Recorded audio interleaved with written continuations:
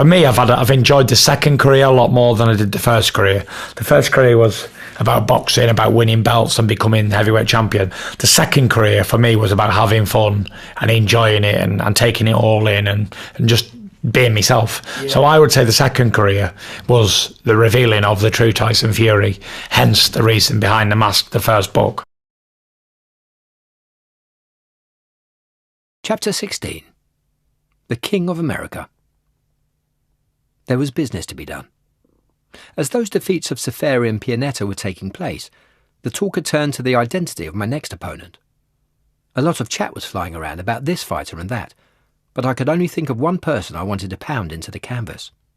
The man at the top. The dosser in my seat. The fellow who had taken to social media to make comments about my withdrawal from the arena. Deontay Wilder.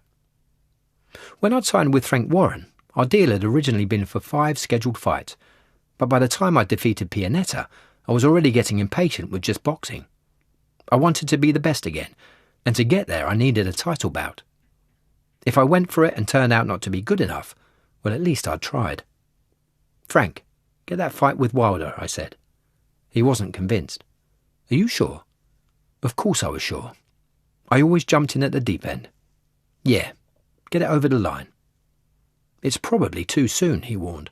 "Maybe you should have another year, another couple of fights at least, before you go for Wilder." Get it done. Fair play to Frank. He pulled it together. And once both parties had broken bread, a deal was struck. Fury versus Wilder was to take place at the Staples Center in LA on the 1st of December 2018. At the time, I imagined Wilder's people had accepted me as enough of a high-profile face for their boy to beat up. They probably thought, he's a big name, but he's been out of the ring for 3 years, so how good can he be? He's been abusing himself. He can't be superhuman. It is also known that returning lineal champions have a tendency for getting dropped, especially ones that had been away for as long as me. And let's not forget Wilder was an absolute beast. Prior to our first meeting, he'd successfully defended the WBC heavyweight title 7 times, after first winning it against Bermain Stavern in 2015, dropping the undefeated Gerald Washington and Luis Ortiz along the way. So of course they were confident, but little did they know that I was no ordinary lineal champion. I still needed an upgraded fitness regime to take on a fighter of Wilder's standing, so to prepare we flew to California and the Summit Gym, the world-famous Big Bear Lake training camp in the San Bernardino Mountains, where I worked at high altitude. The base was designed in the 1990s by the boxing trainer Abel Sanchez, and the first visitors were Lennox Lewis and his trainer, and mine, the late Manny Stewart, though a lot of big fighters would prepare there over the years, including Oscar de la Hoya and Shane Mosley. It was a great place to work. There were no distractions, and everybody stayed in log cabins. Despite the idyllic surroundings, my 4-week stint at increased altitude proved eye-opening. We worked to 2,100 metres above sea level, and the training was hard. The thin air burned my lungs, and there was a concern in some sections of the camp that I was struggling. But it wasn't wise to underestimate the Gypsy King.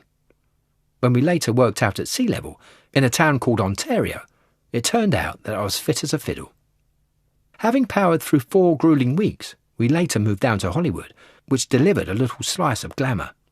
That feeling only increased when I realised our gym was stationed off the famous Walk of Fame, where the stars had their names branded across the sidewalk. The gym we used was owned by Freddie Roach, the trainer famous for working with the likes of Manny Pacquiao, Julio Cesar Chavez Jr., and Amir Khan. And after a while, my schedule became almost therapeutic.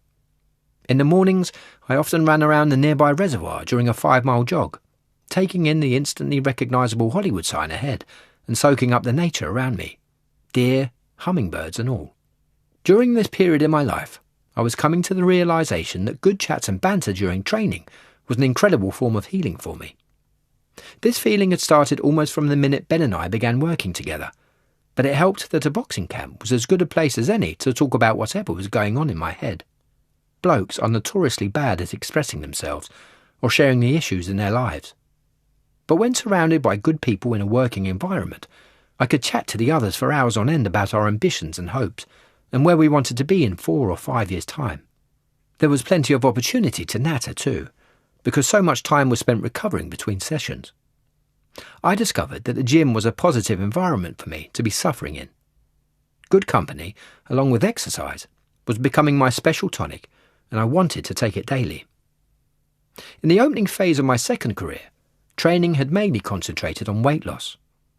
Getting in shape for Safari and Pianetta had required me to shift the equivalent of a whole other bloke in pounds, albeit a small one.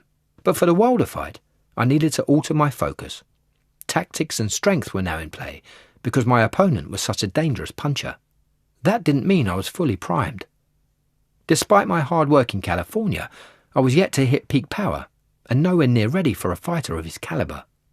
But I was getting there. Let me tell you, losing 10 stone in a year was debilitating. In that respect, while fighting Wilder was a courageous move, it was also a bloody dangerous one. I was taking a gamble with my life. Boom. The gamble paid off. As I described earlier in this book, I earned an against-the-odds draw against Wilder in a fight for the ages, and everything changed again. I scored a massive American deal with the cable TV company ESPN and the promoters Top Rank. From then on, I was taken to America so I could be filmed and featured properly.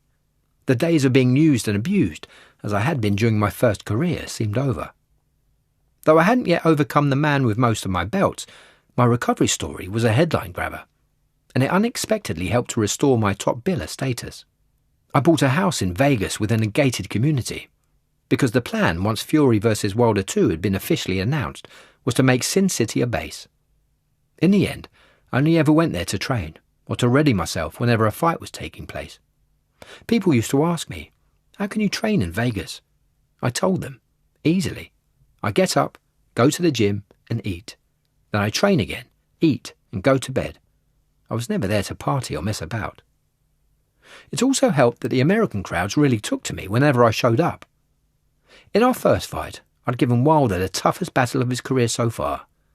I later put on a show during the Otto Wallin match in Vegas on Mexican Independence Day in September 2019, when my eyebrow cracked open and blood and thunder spilled out over the canvas.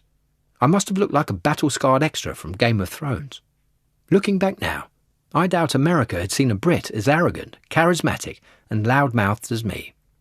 Yeah, American fighters play that game all the time, but when someone from the UK tried the same tactic, they were generally smashed to smithereens in the ring afterwards. I was an exception to the rule, firstly because I didn't sound like Hugh Grant, and secondly because my attitude towards show business chimed with the American market. As a boxer, my job was to entertain. I also wanted to be successful, which the US audience found incredibly exciting. They love winners. They don't mind their athletes wandering about in diamond-encrusted gold chains or driving their rollers through town. They say, "Oh man, you worked so hard for that car. You're an inspiration."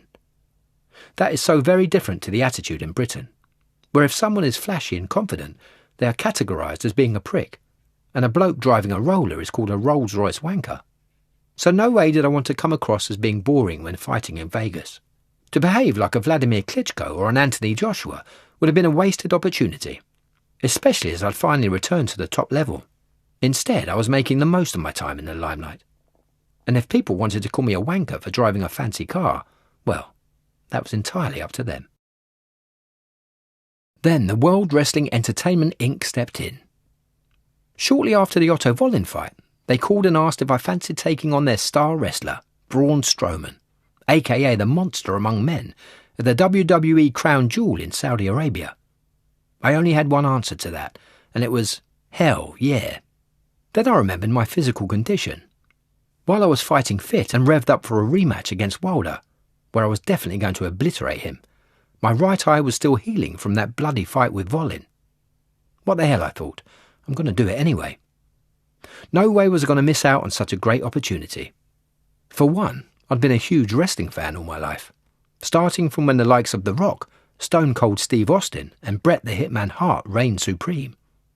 I also guessed that wrestling could be taught, and I fancied my chances at picking up some of the moves. Plus, the sport suited my personality. I was super outgoing, confident, and willing to have a go at something new. Given all of that, taking on Strowman would be a chance for me to test my skills in a different arena while cranking up my visibility in America even more. For a while, It was impossible to turn on the telly without seeing the Gypsy King's face. What with my fights against Wilder, Volin, Schwartz, and the forthcoming Fury vs Wilder 2 showdown, plus a WWE battle. I was the Jamie Oliver of American pay-per-view. The training lasted a month, and bloody hell it was brutal. Anyone who criticises the fake style of pro wrestling is talking out of their arse. And for 4 weeks I was slammed down on the canvas for hours on end. This isn't the type of canvas preferred by Vladimir Klitschko and his boys either. It is a hard surface. That didn't put me off. I took my time and I worked hard because I was determined to put on a great show. It helped that I was match fit, what with my fight schedule, though I ended every session covered in bruises and burns. But no way was I going to skip the effort. I didn't want to look a carrot when making my wrestling debut. The pain was a price worth paying. For my entrance to the fight, I dressed in the Saudi thorb and traditional headdress, walking through the crowd to the sound of the Isley Brothers song, It's Your Thing, as a TV commentator gave me a fitting intro. Well, ladies and gentlemen, anyone who has followed the career of Tyson Fury will know that this is vintage Tyson Fury. He is a bundle of charisma, he is outspoken, he is controversial, and he always wants to be on the main stage. And don't forget, he is also some of the fastest hands of anybody to have stepped into a boxing ring. 6'9", hard-hitting Tyson Fury. Don't be fooled by the charisma and the appearance. This is a bad, bad man. The battle was exhausting. Having jumped into the ring with Strowman, the pair of us had a real go at one another. He was a big bloke, a little shorter than me, but a lot heavier, and everything you saw in the match was physically taxing. I hit Strowman with a running drop kick, and before long all the kicking and jumping had knackered me out, even though I was feeling fit after all those fights. Of course, we weren't dropping bombs on one another's heads, but I had to be careful because it wasn't uncommon for a wrestler to leave the ring with a broken neck, back or arms. My other concern was that eye injury, because with Fury vs Wilder 2 looming on the horizon, I didn't want to have any weaknesses in my game. So I knocked Strowman out of the ring with a big right to win on a count-out. There may have been a script for some parts of my wrestling smackdown, but the Gypsy King never loses. If America thought they had seen the limits on my showmanship at the WWE Crown Jewel, then my reputation as a top-draw showman was amplified even further when I then defeated Deontay Wilder in Vegas in 2020. Around 6,000 people showed up for the weigh-in, with thousands more locked outside the doors. Then thousands and thousands packed into the seats for the fight. It felt like a proper showbiz event as Vegas was overrun with boxing fans. The intense interest was unsurprising. This was a showdown between two undefeated world champions as they went toe-to-toe for the WBC title and the vacant ring belt. But really, so much more was on the line. That had everything to do with my struggles. Prior to Fury vs Wilder 1, I told a journalist from the Sporting News that I was fast becoming an unofficial ambassador for mental health. My attitude was that if the heavyweight champion of the world could admit to having problems, then anybody could do it. There's help around the corner, I said, and it will get better, and I stand for that. I fight for those people. My draw with Wilder lent that attitude a greater power. It proved that no matter what life chucked at a person, it was possible to withstand the punishment. And even when every moment felt grey, there were always sunshine days ahead. I took that same attitude into the sequel. Standing up to Wilder and not losing was one thing, but I knew that if I could beat him in Fury vs Wilder 2, then it would deliver an even greater sense of hope. It was also important for me to speak up at that time, because despite my successes, I was no different to anyone else. Depression wasn't kinder or crueler to me because of my status. It doesn't care who it hurts, and anyone lost in the fog of mental health issues feels the same pain, whether they are the king or queen of their country, or the road sweeper outside the palace gates.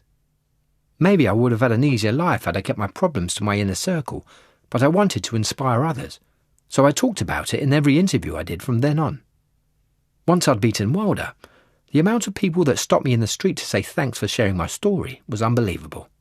It was a very humbling experience. At the same time, during that period it became important that I didn't entirely sacrifice my own emotional well-being while trying to help others. That came to the fore in 2021. After beating Wilder again in our third and final fight, I was on a high, but I knew to watch out for the trappings of success and acclaim. I took Robbie Williams' advice and became cautious about contracting Paradise Syndrome, So rather than taking time off or allowing myself too much space to think, I set myself a routine from the minute I returned to Morecambe. I did the daily chores and trained hard in the gym. Getting up for a run every morning became something to look forward to as I went to bed at night. With a hectic schedule, I was able to keep my demons at bay. It was a far cry from those grim days of 2015 to 2018. No lie, I'd have been suicidal within 6 months to a year if I hadn't put those routines in place. That mindset had kept me alive during those 3 fights with Wilder, and it had also helped me since my 2022 Wembley fight with Dillian Whyte. Whether I fully walk away from the sport or not in the months or years to come, exercise has become so important to me that I don't even consider it a hobby anymore. It is more a human function, like breathing or eating, and with every session I feel the surge of serotonin lifting me up. It is as addictive as any high on the planet, and I need a fix twice a day. If I don't get it, I'm like a junkie crawling the walls, the only difference being that this is a healthy habit, and one I have no intention of kicking. My grandfather on my mum's side used to run every day, up until the moment he passed at the age of 77. He even went on a run during his last ever morning, so I have no excuse for not showing up. But as I've said publicly before, depression is a little bit like the Hotel California, as made famous by the Eagles in their hit single of the same name. I can check out, but I can never leave. While training acts as a preventative measure, it isn't a cure, but there isn't one. I still have dark thoughts, but they're becoming less and less overwhelming, and that's because I understand what they are and why they're happening. I also have the tools to work past them. The Tyson Fury of his first career had no clue about how to do that, which made depression a very scary adversary. The Tyson Fury of his second career is taking one day at a time and making sure to live in every moment. I do that by keeping busy, from the minute I get up in the morning to the moment my head hits the pillow. But in a weird contradiction, I've stopped making too many plans. I allow everything to become more spontaneous. I don't set dates on my calendar for holidays or get-togethers, because I want those moments of happiness to happen off the cuff. Let me tell you, no bank balance or title belt has ever prevented a person from becoming mentally or physically unwell. Health and love is everything.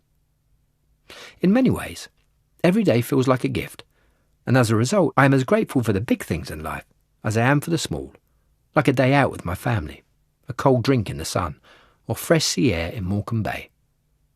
Previously, I'd taken all of that for granted, because everything had come so easily. I set goals, I hit them, and that created a dangerous illusion where I believed everything would stay the same way forever. But it wouldn't. It couldn't, as proven by those long periods where I woke up sad, stayed sad, and wanted to die. However, with a new life, a new series of changed priorities, it is enough to know that I'm alive, because everything and anything can change with just one phone call, for good and for bad. Well, as we both know, I've had 2 boxing careers. I've had the first one up until the Vladimir Klitschko escapade, becoming the unified heavyweight champion, the massive underdog and all that sort of stuff. Then I've had the second career where I've became champion again, came back from the brink of defeat to getting back to the top of the world again. So what has been the best highlight of my career? It's a tough one, isn't it? It's actually either becoming heavyweight champion against the great long reigning champion Vladimir Klitschko, or regaining the championship from the undefeated knockout artist in America, Las Vegas, against Deontay Wilder. What meant more to me? Probably the Klitschko win, because it was like I wasn't supposed to win. I was supposed to get knocked out in 2 rounds, and I was a massive underdog, and I didn't. That didn't happen. I became the champion. But then there was the massive downfall. So coming back from the mental health side of things, coming back from suicide and all that, getting the belts back again, it's like a real 50-50, which one was better. For me, I've enjoyed the second career a lot more than I did the first career. The first career was about boxing, about winning belts and becoming heavyweight champion. The second career for me was about having fun and enjoying it and taking it all in and just being myself. Yeah. So I would say the second career was the revealing of the true Tyson Fury, hence the reason behind The Mask, the first book. Yeah. So the mask was off in the second career.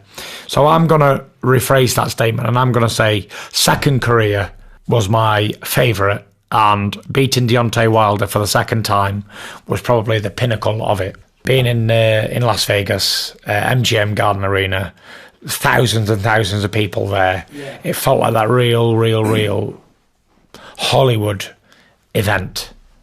There was like 10, 15,000 people at the weigh-in, and they locked another 20,000 outside. They just couldn't get in. Vegas was rammed. They had your two undefeated world champions, lineal champion versus WBC champion, both in the primes, and it was chucking it down for who was the best of their generation. And obviously I won. Good, bad, or indifferent. I think people, where there's no holds barred with me, no filter, like people can really relate to that. Chapter 17. The Greatest Showman. If you don't know it already, the Gypsy King, or the Big GK as I call him, is a persona. Not an alter ego, because I don't believe in them. I believe in God. But an all-singing and all-dancing character in and out of the ring, and he's long served as an act that I will transform into when required. As I've explained in this book and elsewhere, I've often used him as a way of covering up the man beneath. For context, the real Tyson Fury is a deep thinker, though I don't like to go too deep because it can be scary sometimes. I love structure. So the Christmas holidays are the worst because every day feels like a Sunday. And I need a constant challenge. Sitting around and watching TV for hours on end is not going to work for me. But the Gypsy King is a different beast altogether because he's unbreakable, unshakable, and the apex predator in his jungle. The Gypsy King name comes from the bare-knuckle fighting scene, which is a big deal within the traveller community.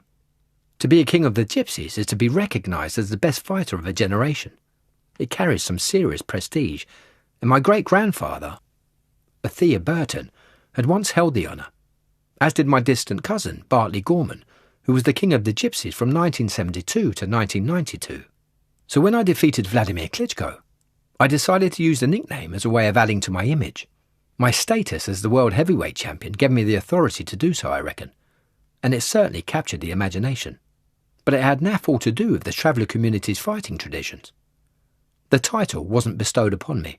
It was self-styled, and a much more memorable nickname than anything I'd toyed with in the past. Too Fast Fury, the Furious One, and so on.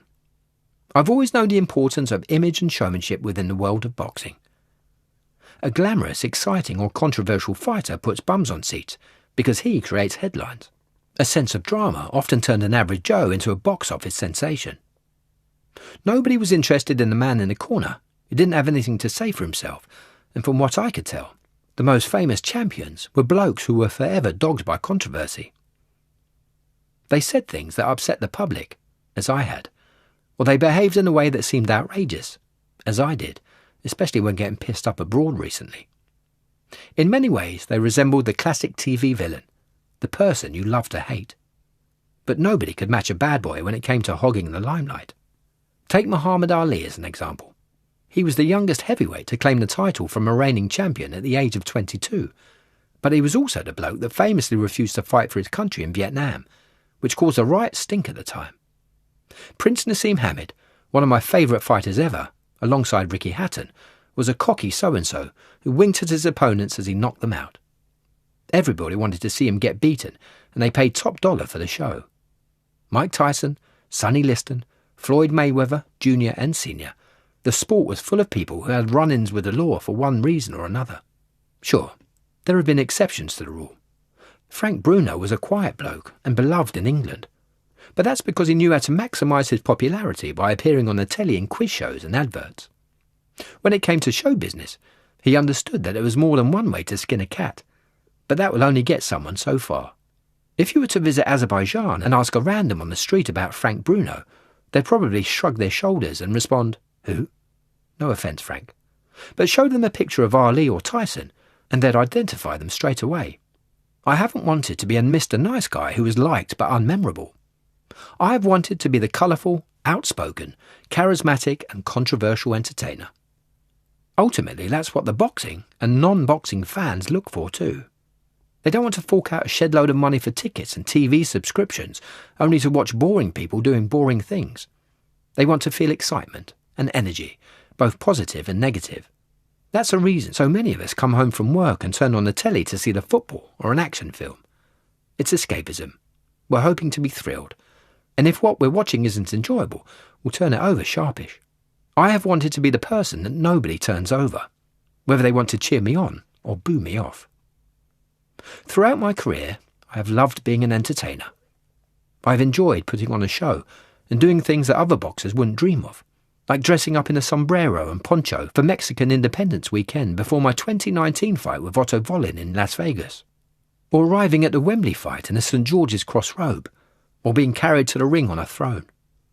I've enjoyed the passion and the cockiness, and I've loved the big TV audiences and the screaming crowds. I haven't been shy about singing a song afterwards either. Interesting fact, when I sang American Pie to 94,000 in Wembley Stadium, that meant I'd play to more people at the National Stadium than bloody Ed Sheeran, and he's a bona fide pop legend. But when you strip it all away, I'm a fellow who makes a living by taking his shirt off in front of millions of people to fight some other massive bloke. When I leave, I think there's bound to be a void. In the same way athletics got boring once Usain Bolt had disappeared from the scene. There's no one around with the same charisma.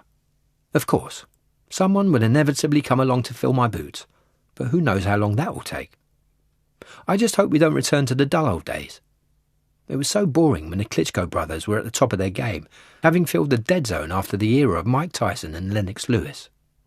Other than the knockouts, it's hard to remember them doing anything vaguely exciting.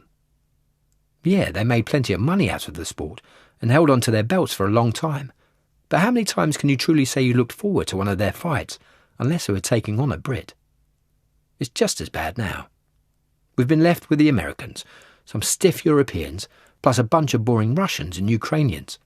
There's not a personality between them. One or two might become proper champion material, but most of the time, no one gives a toss about what they're doing. There is a long line of fighters in my family. My mum came from a traveller family who lived in Nuts Corner, near Belfast, and her father was a king of the gypsies. Why the traveller community has produced so many fighters, I'm not entirely sure. Maybe it has something to do with all the persecution and prejudices we've had to deal with over the centuries. For example, my dad was bullied at school because of his background. That was the 1970s, and he experienced a lot of racism, and was often getting into scraps with the kids at school. They always started it, having decided they were better than him, and my grandmother, Patience, told him to stand up for himself. Those experiences crushed people like coal. They became downtrodden, but the process turned them into diamonds, and maybe I am an example of that. I'm certainly a little rough around the edges. Most of the men on both my mum and dad's sides either boxed or fought bare-knuckled, though nobody ever got close to my level. Back in the day, the fighters in my family were blokes trying to earn a living, though my dad was the first one who actually boxed properly at pro level. My Uncle Hughie went the same way and had 10 professional fights, losing around 7 of them. My Uncle Peter had 1 pro fight and lost. In the generations before them, my great-grandmother's brothers fought in World War II and were boxers in the army. When the war ended, they came out and fought in the fairgrounds for cash. None of them were dreaming of taking over the world like I did as a kid. When I was young, the stories of my family's boxing history were fascinating, but I looked more to the likes of Muhammad Ali and Mike Tyson, Joe Louis and Lennox Lewis, Frank Bruno, Ricky Hatton and Prince Nassim Hamed. Even at a young age, I wanted to be a superstar like Sugar Ray Leonard or Marvin Hagler. I wanted the glitz and the glamour of the big fight nights in Vegas or New York. I didn't want to get my face punched in by some mediocre jack in a backyard or quarry somewhere. I wasn't even that interested in being a British champion. I wanted the world. I was aiming for the stars in order to be the best that I could. Anything less was going to be a failure. My love of being a showman wasn't exactly signposted in my younger years, because as a kid I was shy and quiet. I didn't say anything to anyone. I didn't have many mates when I was growing up, and when everyone else was doing their own thing, running wild, getting drunk and doing what kids do, I was making sacrifices. I was training, so the closest I got to a gang of mates were the weights, bags and ring in the gym. If I was at some event or do in the afternoon, I'd leave early, because I liked to be at training by 5 o'clock and nothing could stop me. Boxing was all I ever wanted. I didn't need many friends. I didn't crave anything. I just wanted to box, box, box. I was like that even after I started going out with Paris, because nothing would hold me back from going to the gym. On the weekends, we would spend plenty of time together, but if I hadn't trained on those 2 days, the gym would be my first port of call on the Monday morning. When I later made it into the Great Britain amateur team, I was just as obsessed. I worked on my game 4 or 5 days a week, Monday to Friday. The one thing I noticed was that boxing gave me confidence. It wasn't like a switch where I woke up one morning brimming with charisma. It was a gradual thing that gathered momentum as I realised something very important. I was good at it, better than anyone else around me at the gym, and that confidence rubbed off on my personal life.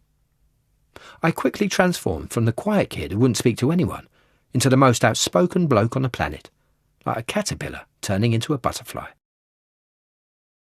My most spectacular piece of showmanship in the ring has to be the Klitschko fight in 2015. It was the moment where I first showed the world what I was truly capable of.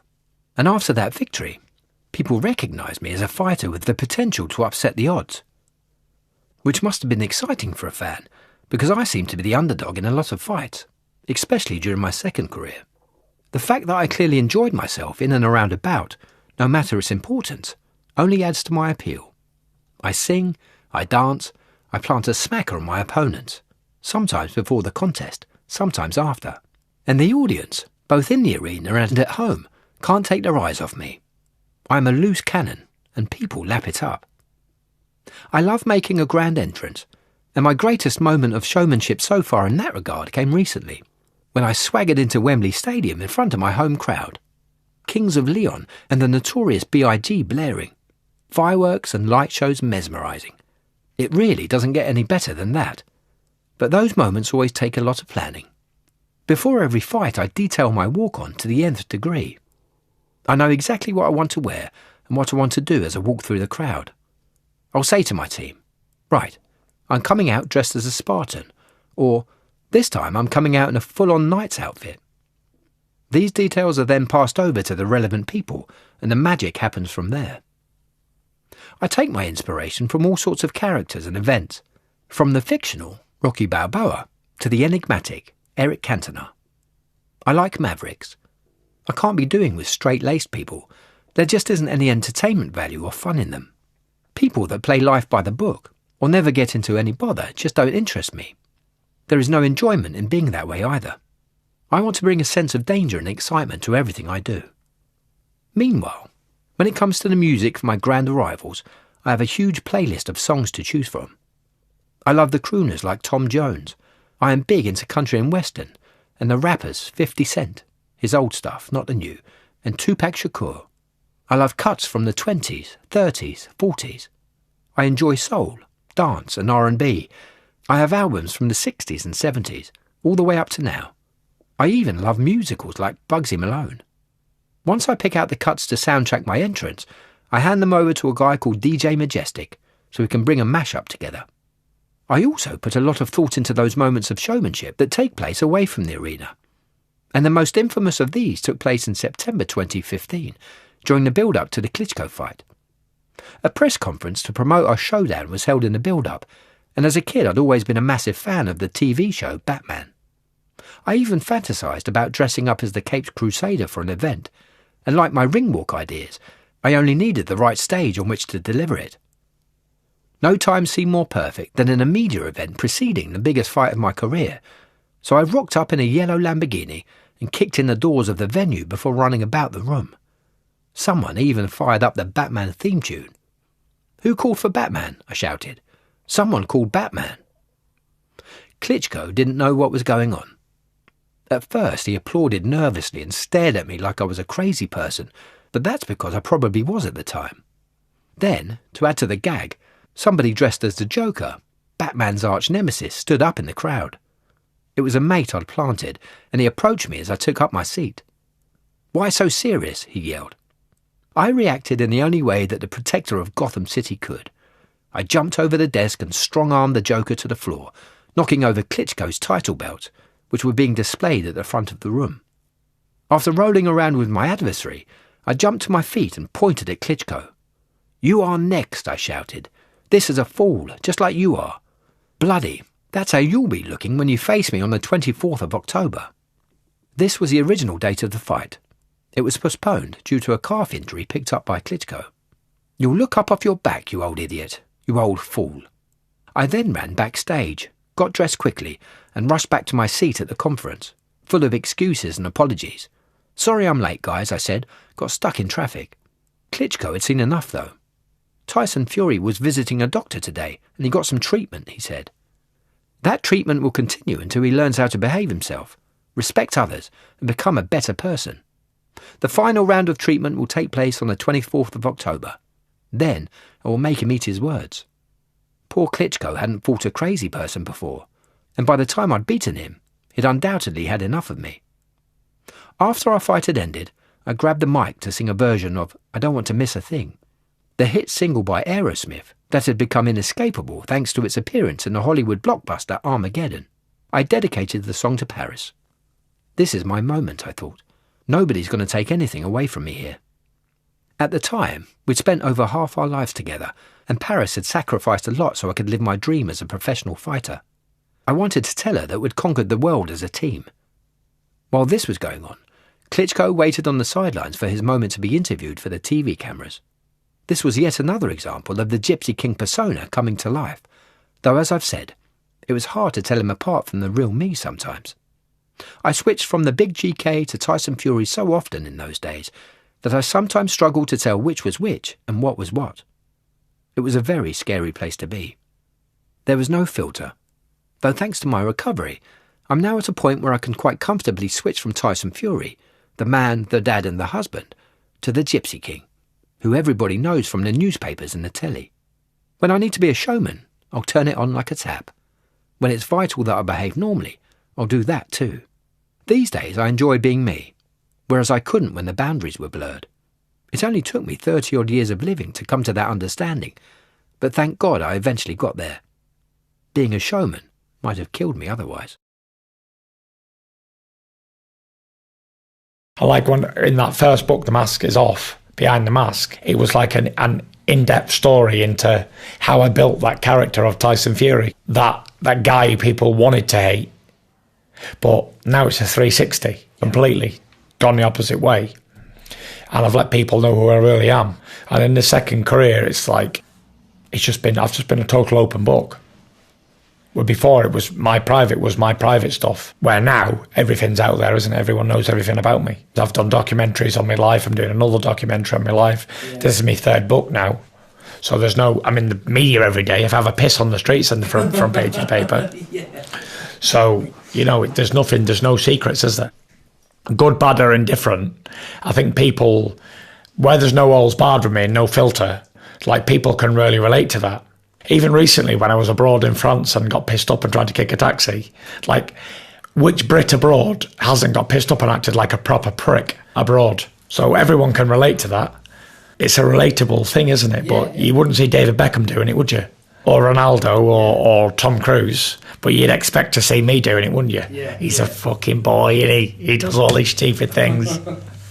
But like I say, good, bad or indifferent, yeah, it's letting people in to know me. You often do things, and if you could do it all again, you maybe wouldn't have done it that way or whatever, but you don't regret things that you've done. It's the things that you don't do. Chapter 18. New Day Rising. From the minute I announced what would become a short-lived retirement after the Dillian Whyte fight in April 2022, there were calls for me to return. Have one more fight, they said. Take on one last opponent. I received so many offers that it all felt a little crazy, but I knew that if I was to take one of them up, it would have to be something special. In my mind, Dillian Whyte had seemed as good a full stop as any, especially given that everyone in my family was sick of all the drama. For them, my being a professional boxer had become a burden, but bloody hell, a comeback felt tempting. By the time you've listened to this, my next fight might already be on the cards. Maybe it's happening next week, next month, or next year. Who knows? As far as I'm concerned, the only way I'm coming out of retirement is either for a record-breaking amount of money or to fight in a showdown for the ages. I even told the world about the former when I announced it would take $500 million to drag me back into the ring. Just a quick message to let everybody know that I, the Gypsy King, am happily retired, I said, in the summer of 2022. But to get me out of retirement, seeing as I don't need the money, and I don't need the aggravation, it's going to cost these people $500 million, 500 million. The figure I've since been throwing around is ridiculous, and deliberately so. I'm happy being retired, especially as I'm an undefeated champion, and it's all a bit of fun. But if someone's daft enough to put that type of cash on the table, I'm going to have a hard think about it. Who wouldn't? Though the chances of it happening are slim. At one point, I was so confident that nobody was going to cough up the cash that I threw down a bet with Piers Morgan on live TV. He said, "How about, given if you do fight again, you're going to get a barrel load of cash, gazillions. How about if you do fight again, you have to give me £1 million?" I wasn't bothered. At the time, I reckon the odds of me coming back were as long as you could imagine. "How about that's a deal?" I said.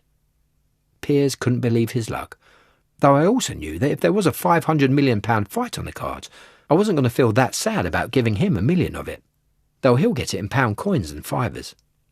The other fight I've been interested in is a showdown to stop the nation in its tracks. A match with Anthony Joshua would fall into this category, and in September 2022, I even offered to battle him in the UK with a 60-40 split in the earnings, which surprised a lot of people. "I'm being bombarded with messages on how much I'm going to pay AJ," I said.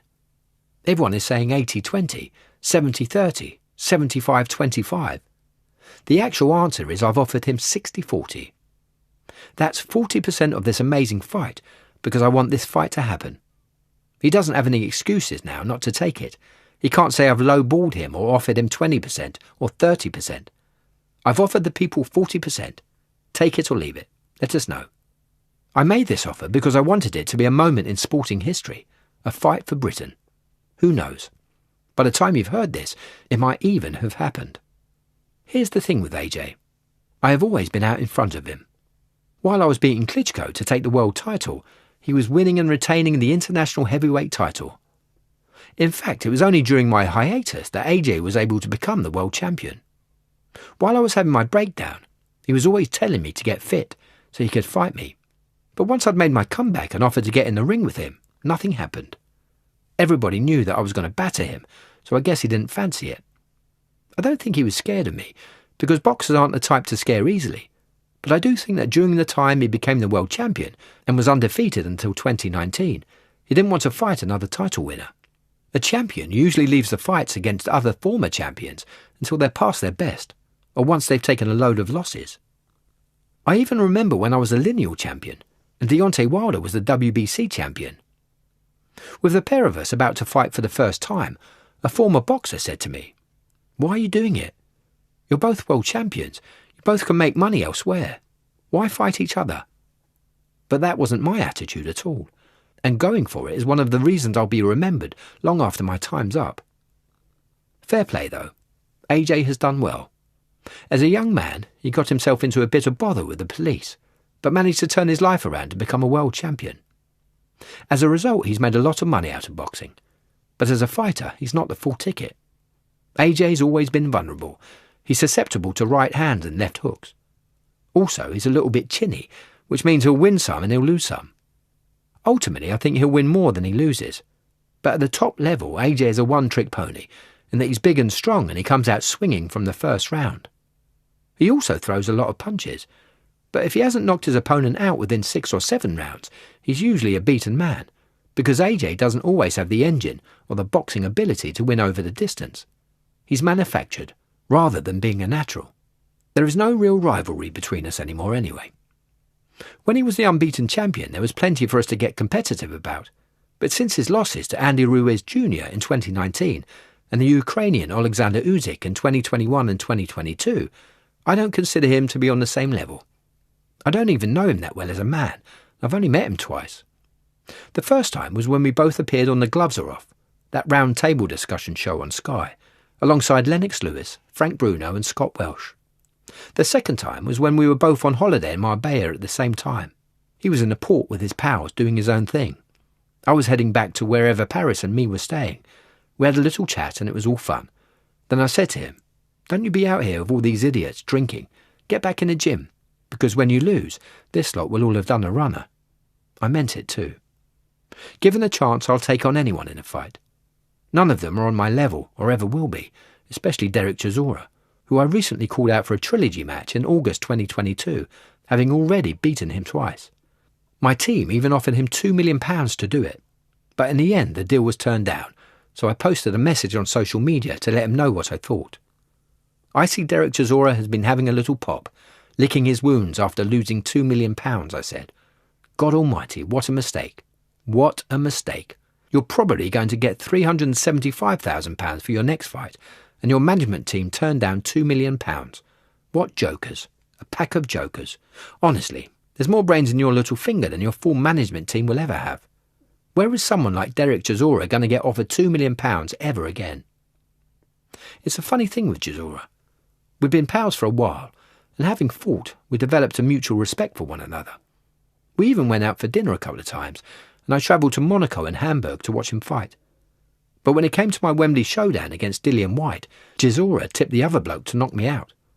I couldn't get my head around that. How can you claim to be someone's friend and then back another fighter to send him to the canvas? I really had no idea what was eating him at the time. Perhaps it was jealousy. All I know is that I seem to be working harder than ever to put certain dosses in their place these days. Will it ever end? The answer is, of course, maybe, maybe not. In August 2022, I travelled to Mallorca to do a meet and greet event known as Fury Fest, and shortly after we arrived, the Usyk vs Joshua 2 fight in Jeddah, Saudi Arabia kicked off. I didn't watch a lot of it. AJ did his best. He didn't give up, and it's not like he went in there looking to lose, but afterwards he got a lot of flack for the performance. I'm not sure why. It wasn't as if Usyk was amazing. He looked to me like a tippy-tappy fighter. The sort of bloke that tries to score points by hitting at his opponent with meaningless jabs. Not a lot of judges will score those shots, especially in other boxing capitals like Vegas, where they want to see aggression, so I wasn't sure what he was trying to do. Usyk is a new face in my division, and we haven't fought so far because he isn't really from my era. It's as simple as that. He's a cruiserweight who has come into the heavyweight class, and in his first 3 fights he defeated the American Chaz Witherspoon in 2019, Derek Chisora in 2020, and then AJ in 2021. By which point I was planning what was supposed to be my exit from the sport against Dillian Whyte. Our stars simply haven't aligned so far, and he wasn't really on my radar during the earlier stages of my second career. Having watched him a couple of times now, I don't rate his chances against me either. In his win against Chisora, he scraped through, even though his opponent had taken 9 career losses at that point. From what I can tell, Usyk is another average European fighter. 6'3" tall, 15 stone and pumped up with muscle. If he wasn't a southpaw, he wouldn't have as good a record as he does. 90% of boxers can't fight southpaws because there aren't a lot of them about, so orthodox fighters struggle to train for their style. Sure, Usyk has beaten AJ twice now, but he's hardly a killer. Weirdly, because of those 2 victories, he's built a reputation for himself as some kind of a big hitter, but I can't see that. And besides, what other cruiserweights have come up and fought at the heavyweight level and done really well? I can tell you because I'm a boxing historian. Not bloody many. In fact, I can only remember Tomish Ademic, who was a good cruiserweight before turning heavyweight in 2009. He beat Chris Arreola, he beat Michael Grant, and he beat a couple of fighters that weren't very good, Vinny Madelone and Kevin McBride. And then who did he fight? Vitaly Klitschko, who absolutely punched Adamic into oblivion in 2011. The question is, can Usyk handle a proper heavyweight like me coming at him for 12 rounds? I don't think he can. I've been quite keen to prove it too. After the Usyk vs Joshua 2 fight, I hopped onto social media to repeat the same offer that I'd laid out earlier in the year. I would annihilate them on the same night. Get your checkbook out because the Gypsy King is here to stay forever. I set a deadline of the 1st of September for a response, but nothing happened. You might be wondering, well, hang on. What about those risks you were talking about earlier? The ones that made you consider retirement in the first place? Well, fair enough. But £500 million is £500 million, and it would make anyone sit up and take notice. If the offer to come out of retirement for that amount lands next month, next year, or in a decade, I'll still take it.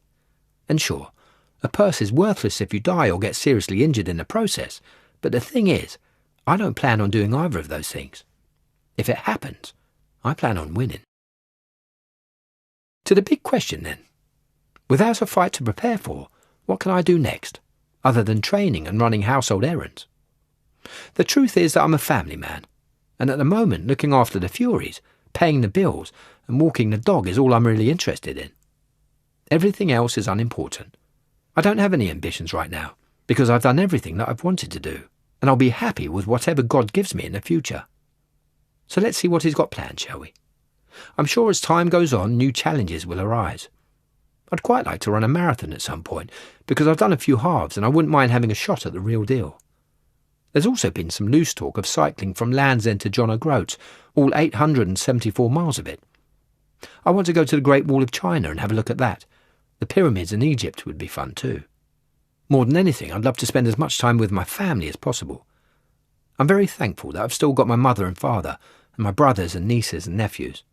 They're all so important to me, which I know is not the same for everyone. A lot of people leave home, get older and move away.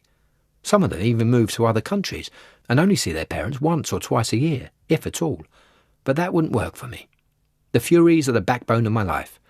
I guess you could say we're very old-fashioned in the way we view our roots, because it's where our priorities lie. I like being close to the people I love. I like being around Paris and the kids. I like hanging out with my brothers when I can. It's family first for me, and you don't go against them for anything, even if they're wrong. We'll get together at certain points during the year, like the Christmas holidays, though as I've already told you, I also like to train right through those events, because there's a weird vibe to them. For example, I make it my purpose to work on Christmas Eve, Christmas Day and Boxing Day. I'll do the same on New Year's Eve and New Year's Day, because while the other dosses in my game are eating and drinking and not training, the Gypsy King is running in the snow and getting ahead, because that's the way it has to be. I do the same thing on bank holidays, and even on my birthday, because I find motivation on those occasions, especially if there are events where I know other boxers will be eating themselves into oblivion with big meals, puddings, selection boxes and pies. I'll get a gang of mates together and go for a massive run instead. It gives me a sense of achievement. I'm the same when it comes to a big night out. I want to earn it. So if I've got a large one planned with the boys, I'll work out twice in a day and watch what I eat beforehand, because I know I'm going to smash through a load of calories later that evening. This isn't the side of my OCD at work, by the way. One of my brothers is the same. If he doesn't feel like he's earned his reward at the weekend, whether that's a night out with his family or a drink with friends, he won't bother. And if he forces himself to go, he rarely enjoys it. Meanwhile, my brothers are a big deal to me. As well as John, Shane and Huey, there's my two half-brothers, Tommy and Roman. They're my dad's kids, and I only met them when I was around the age of 14. Although I love all of them dearly, it's very rare that we get together, because we're all so busy. John Boy is a car dealer, and like most people in that trade, he doesn't have a clock. He's always working hard. There's no cut-off switch. I know that from my time in the car game. My other two brothers, Shane and Huey, work in landscaping, and so they're up at the crack of dawn and grafting their asses off all day. But on a Friday, both of them are in the boozer at around 4 o'clock.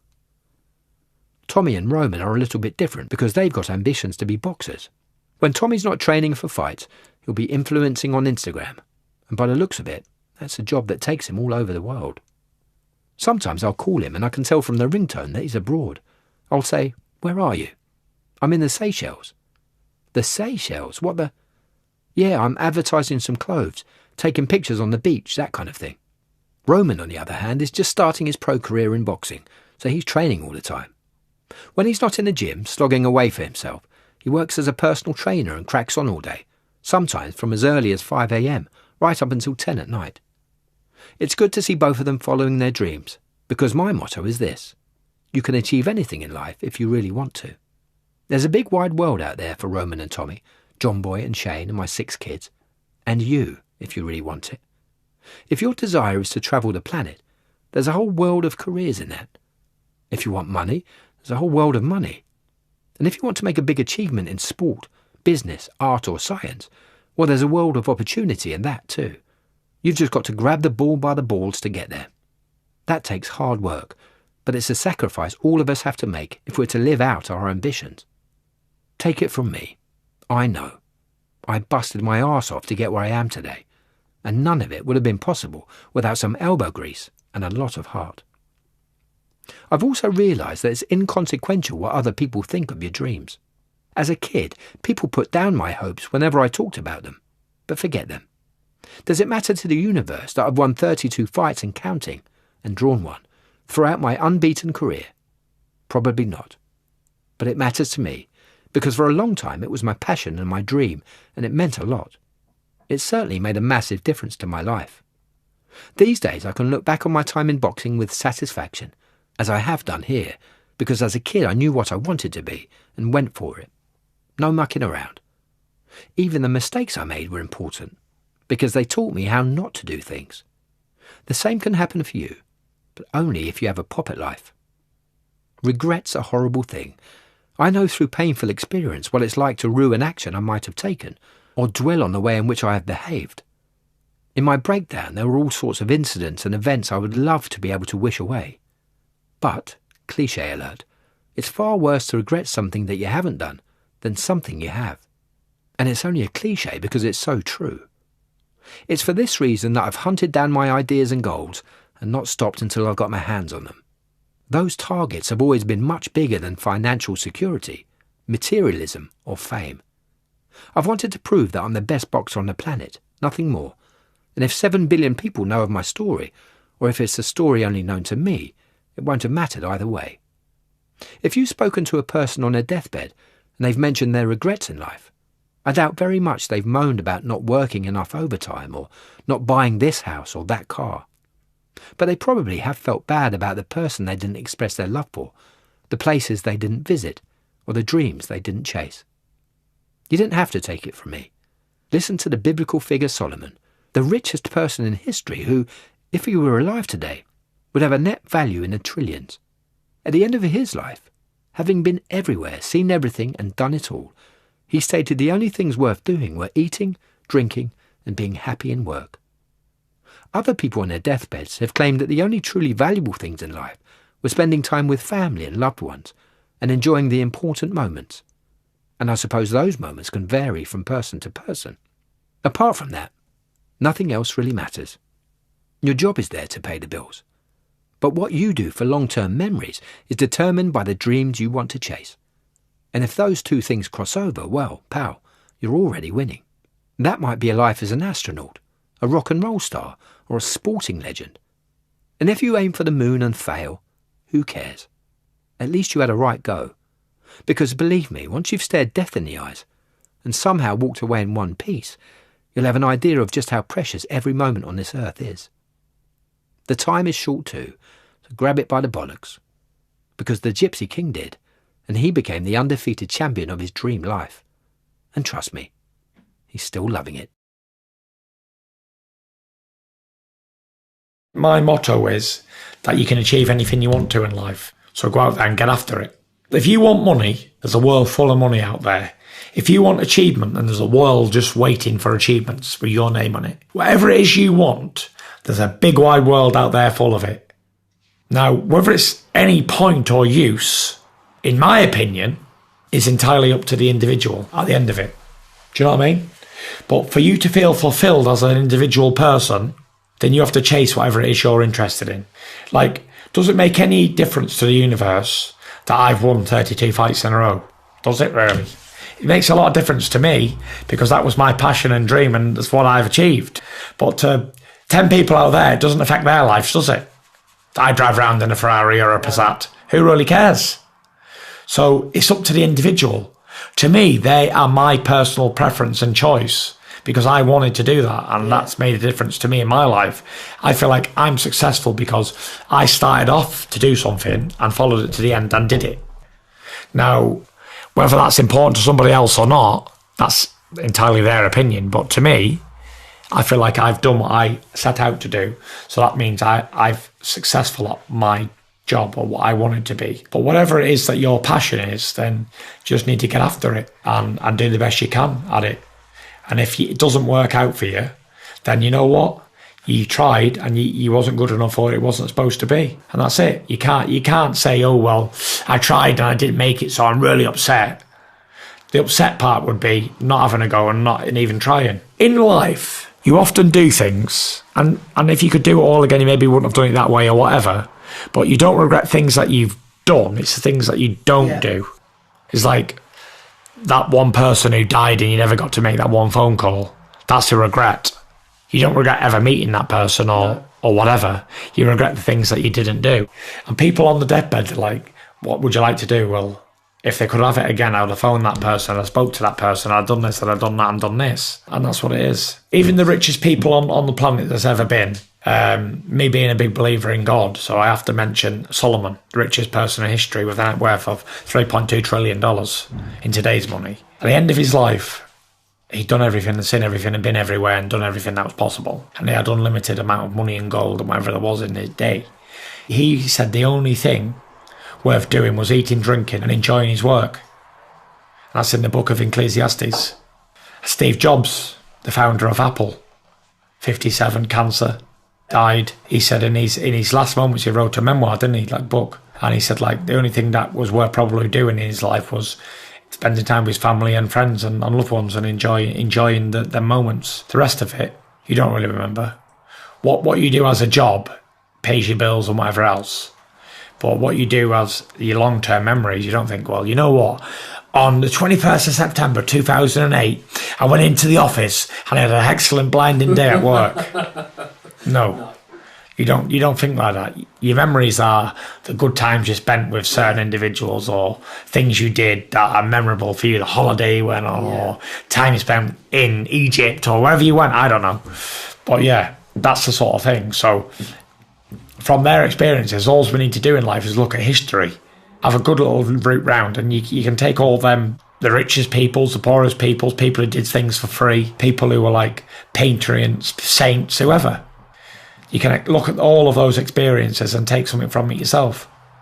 But then again, no matter, even if you get told the right answers in every single question, you're still going to make mistakes because it's our rebellious souls that makes us humans and makes us not immortal. So that's why it's so precious, because life is only short and gets taken away very, very quickly.